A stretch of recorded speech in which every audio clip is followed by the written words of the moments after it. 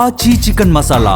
ఏపీకి అమరావతి రాజధానిగా అన్ని ప్రాంతాల మద్దతు ఉందన్నారు కేంద్ర మంత్రి రామ్మోహన్ నాయుడు. ప్రజా రాజధాని అమరావతి చరిత్రలో నిలిచిపోతుందన్నారు ఆయన. 3 రాజధానుల పేరుతో గత పాలకులు గందరగోళం సృష్టించారని మండిపడ్డారు. చంద్రబాబుపై నమ్మకంతో అమరావతి రైతులు భూములిచ్చారని అన్నారు. అమరావతి రాజధాని కోసం నిరంతరమైనటువంటి పోరాటం చేసింది. అమరావతి ఒక శక్తివంతమైన పవిత్రమైనటువంటి నేల సార్. అమరావతి ఒక పవిత్రమైన శక్తివంతమైన నేల.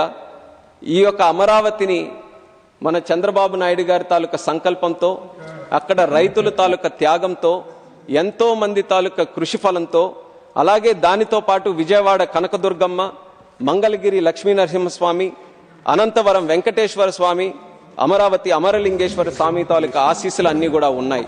అందుకే ఎంతమంది దీని మీద కుట్ర పన్నినా, దీన్ని ధ్వంసం చేయాలని చూసినా ఒక్క ఇటుక మొక్క కూడా అమరావతి నుంచి ఏ ఒక్కరు కూడా కదపలేకపోయారు సార్. అలాంటి అమరావతి ఇప్పటికీ కూడా చాలా మంది దీని మీద వ్యతిరేకమైనటువంటి కామెంట్స్ చేస్తూ అసభ్యకరంగా, అవమానకరంగా ఇప్పటికీ కూడా ఒక జోక్ లాగా దీన్ని ట్రీట్ చేస్తున్నారు. వాళ్ళకి ఖచ్చితంగా భవిష్యత్తులో ప్రజలు బుద్ధి చెప్తారు. ఆ భగవంతుడు కూడా వాళ్ళకి సమాధానం చెప్తాడని ఈ సందర్భంగా తెలియజేసుకుంటున్నాను సార్.